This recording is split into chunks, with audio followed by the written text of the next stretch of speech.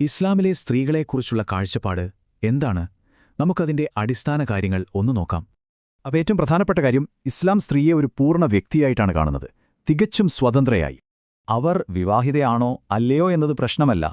അവർക്ക് സ്വന്തം വ്യക്തിത്വവും ദൈവവുമായി നേരിട്ടുള്ള ബന്ധവുമുണ്ട്. അപ്പോ ഒരു സ്ത്രീയുടെ മൂല്യം തീരുമാനിക്കുന്നതെന്താണ്? അത് അവരുടെ സ്വഭാവവും വിശ്വാസവുമാണ്, മറ്റാരുമല്ല.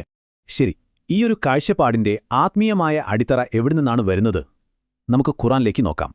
ഖുറാൻ വളരെ വ്യക്തമായി പറയുന്നുണ്ട്, ആത്മീയമായി സ്ത്രീയും പുരുഷനും തുല്യരാണെന്ന്. അതായത് സ്വന്തം പ്രവൃത്തികൾക്ക് രണ്ടുപേരും ഒരുപോലെ ഉത്തരവാദികളാണ്. ഇതിലൊരു വ്യത്യാസവുമില്ല.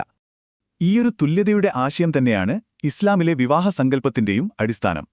ഒരു വിവാഹബന്ധം പടുത്തുയർത്തേണ്ടത് 3 പ്രധാന കാര്യങ്ങളിലാണ്: ദയ, കരുണ, പിന്നെ പരസ്പര ബഹുമാനം. മുഹമ്മദ് നബി ഈ ആശയത്തിന് ഒരുപാട് പ്രാധാന്യം നൽകിയിട്ടുണ്ട്, പ്രത്യേകിച്ച് ഭർത്താക്കന്മാരുടെ കടമകൾക്ക്. അദ്ദേഹത്തിന്റെ വളരെ പ്രശസ്തമായ ഒരു വാചകമുണ്ട്: നിങ്ങളിൽ ഏറ്റവും നല്ലയാൾ ഭാര്യയോട് ഏറ്റവും നന്നായി പെരുമാറുന്നയാളാണ്. അപ്പോൾ ഈയൊരു പെരുമാറ്റം എങ്ങനെയായിരിക്കണം? ബഹുമാനത്തോടെ, നല്ല പരിചരണത്തോടെ, പിന്നെ കരുണയോടെ. ഇവിടെ വളരെ വ്യക്തമായ ഒരു വേർതിരിവുണ്ട്. വിവാഹം ഒരു നിയന്ത്രണമല്ല, മറിച്ച് അതൊരു പങ്കാളിത്തമാണ്. ചുരുക്കി പറഞ്ഞാൽ, അന്തസ്സും ബഹുമാനവും ദയയും ചേർന്ന ഒരു പങ്കാളിത്തം, അതാണ് ഇതിന്റെ കാതൽ.